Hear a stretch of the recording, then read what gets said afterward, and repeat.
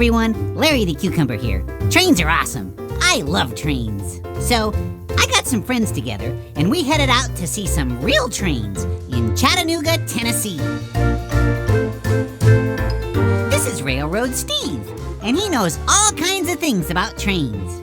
Welcome to Grand Junction Station. You're here in Chattanooga at the Tennessee Valley Railroad Museum, and we have 5 train departures from this station. We're waiting for the Missionary Ridge local train.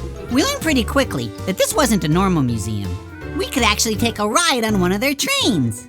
We're a museum in motion, you might say. If we think about a choo-choo or a train, we've got the real thing. Of course, before we could ride the train, we had to get our tickets. One for East Chattanooga right here. While we were waiting, we decided to explore the exhibit yard.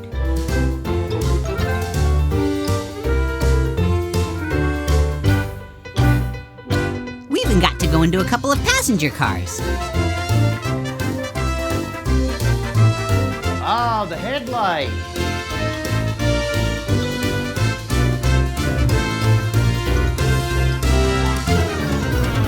Over at the East Chattanooga station, the crew was hard at work getting the train ready for the day. They got the fire started in the engine and loaded coal in the coal tender. It's also important to oil the wheels and make sure there's plenty of water on board to make the steam.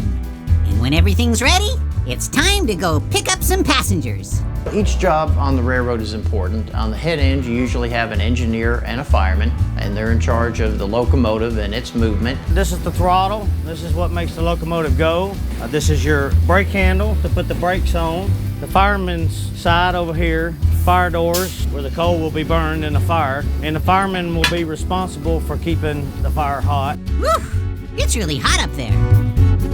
On the back end of the train, you have the conductor. And the conductor is the one who tells the engineer when the train should move.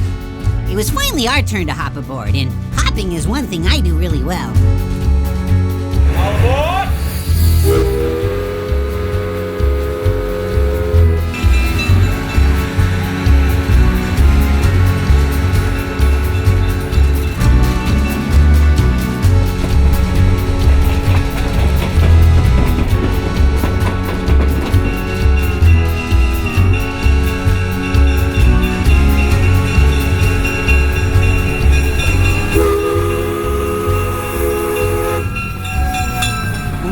At the East Chattanooga station, I realized we were going to have a problem. The track was a dead end.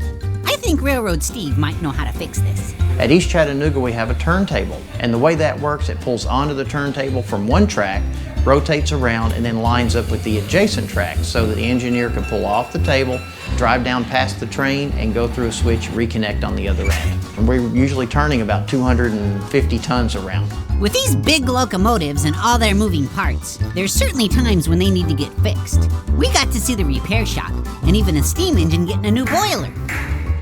We do all kinds of restoration work here at the Railroad Museum. Everything from mechanical repairs, where we need fairly large tools to do that, to our own upholstery work. After the tour of the shop, it was time to get back on board and head home. Our conductor answered a few questions on the way. The tunnel is about the length of 3 football fields. It's 986 feet long. Well, the coach that you're riding in right now was built in 1922, and the locomotive that's pulling us right now was built in 1952. Sometimes people don't think they can ride a train anymore, and we're thrilled to allow people to maybe relive some past, maybe they start some new memories. Thanks, Steve. I think we all had a great time today and learned a lot more about trains. Hopefully you did too. Thanks for riding along with us.